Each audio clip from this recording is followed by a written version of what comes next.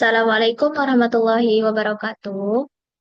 Di sini saya akan mempresentasikan proposal PTK atau penelitian tindakan kelas yang akan diproposalkan, yakni judulnya penerapan model flip problem based learning berbasis virtual laboratory untuk meningkatkan keterlibatan aktif siswa pada materi virus di kelas 10 MIPA MA Nusantara Arjawinangun.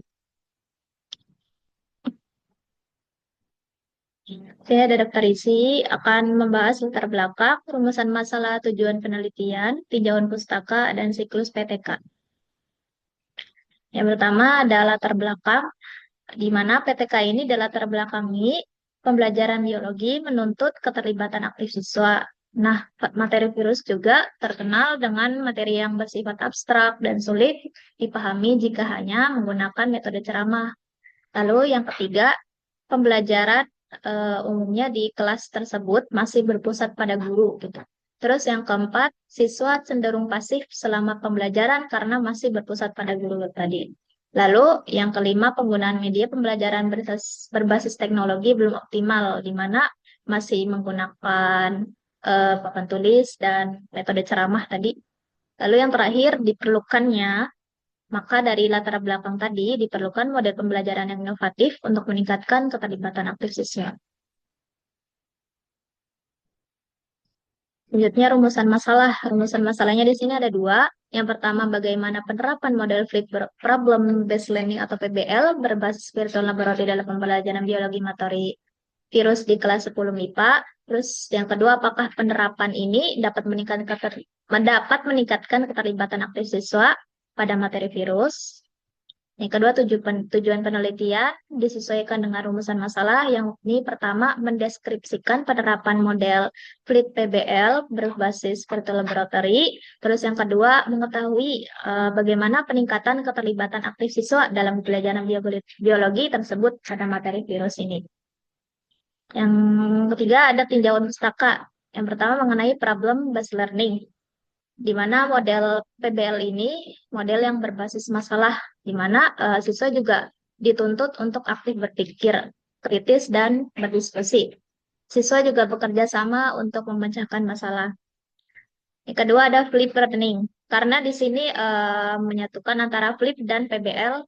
Flip learning tersebut di mana siswa mempelajari materi sebelum pembelajaran di kelas. Terus yang kedua, waktu pembelajaran di kelas lebih fokus pada diskusi dan aktivitas belajar. Nah, jadi ini gabungan dari PBL dan flip learning, yakni disebut flip PBL. Nah, di mana flip learning digunakan untuk membantu siswa dalam memahami sebelum masuk ke kelas. Terus yang kedua, PBL-nya digunakan saat pembelajaran di kelas. Nah, di mana diharapkan kolaborasi kedua model tersebut dapat membuat pembelajaran lebih aktif, interaktif, dan berpusat pada siswa. Ketiga, ada tinjauan pustaka mengenai virtual laboratory tersebut, di mana virtual laboratory media pembelajaran yang berbasis simulasi, terus mendukung kegiatan eksplorasi dan diskusi siswa. Yang kedua, keterlibatan aktif, di mana apa sih ini keterlibatan aktif ini variabel yang diukur gitu, di mana keterlibatan aktifnya diukur dari aktivitas bertanya, berdiskusi, menyampaikan pendapat, dan kerjasama kelompok.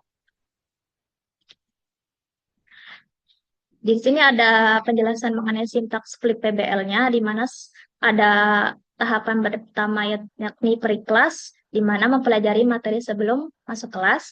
Terus yang kedua ada orientasi masalah saat sudah di kelas, diberikan masalah dulu. Lalu yang ketiga ada diskusi dan investigasi kelompok, kelompok berdiskusi, lalu penggunaan virtual laboratory. Terus yang terakhir presentasi hasil diskusi, dan yang terakhir evaluasi dan refleksi.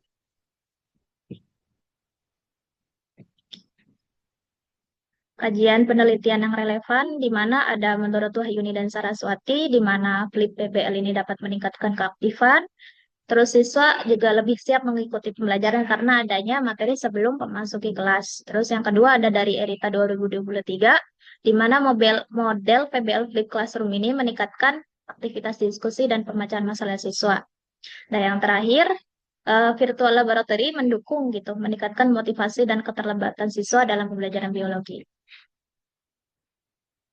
Siklus PTK yang siklus pertama mencakup perencanaan, pelaksanaan, observasi, dan refleksi. Perencanaannya diawali dengan menyusun RPP, lalu menyiapkan video atau materi belajar, menyiapkan media virtual laboratory, menyusun lembar observasi dan angket, dan menyiapkan LKPD dan diskusi.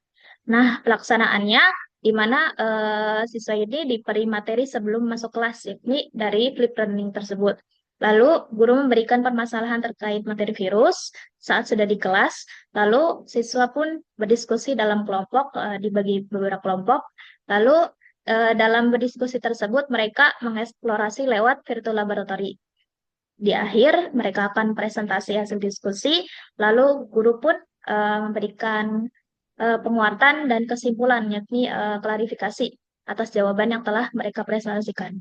Yang ketiga ada observasi, mengamati dari objek yang kita ukur, yakni keterlibatan aktif siswa. Yang pertama dari ukur bertanya, berdiskusi, menyampaikan pendapat, dan kerjasama kelompok. Yang terakhir ada refleksi, dari di mana kita mengukur atau mengevaluasi hasil tindakan pada siklus 1 ini yang sudah dilakukan, lalu menentukan apa sih yang kurang di pembelajaran tersebut, lalu menyusun perbaikan untuk siklus 2.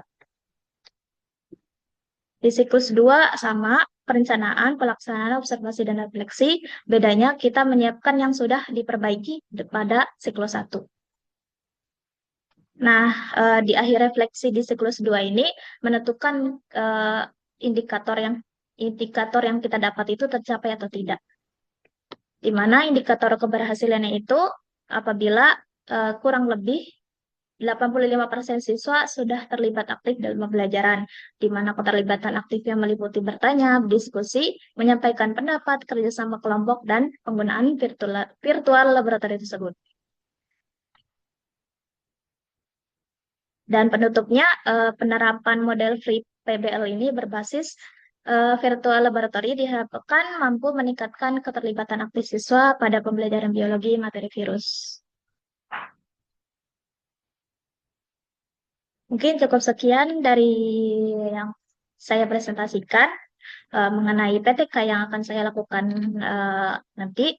Mungkin cukup sekian dari saya, Sakinatun Najwa. Kurang-kurangnya mohon maaf. Wassalamualaikum warahmatullahi wabarakatuh.